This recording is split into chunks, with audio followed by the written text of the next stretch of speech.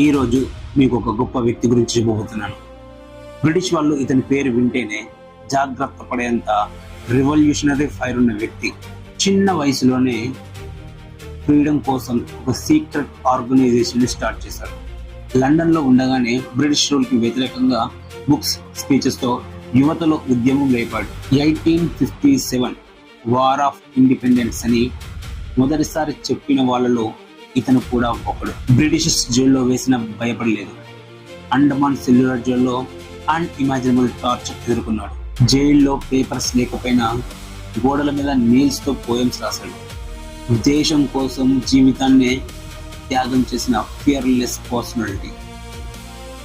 ఆయన స్పీచెస్ లో confidence, aggression, patriotism చాలా స్పష్టంగా కనిపించాయి. చాలా మందికి ఈయనంటే ఒక రెవల్యూషనరీ సింబల్. దేశం ముందు, భయం తర్వాత అన్నట్టు బ్రతికిన వ్యక్తి. ఫ్రీడమ్ ఫైటర్స్ హిస్టరీలో most controversial but most impactful నేమ్స్లో ఇతను కూడా ఒకడు. ఆయన ఆలోచన దేశం మొత్తం మైండ్ సెట్ని మార్చగలదు. అంత పవర్ఫుల్ ఉన్న వ్యక్తి ఆయనే వినాయక్ దామోదర్ సావర్కర్.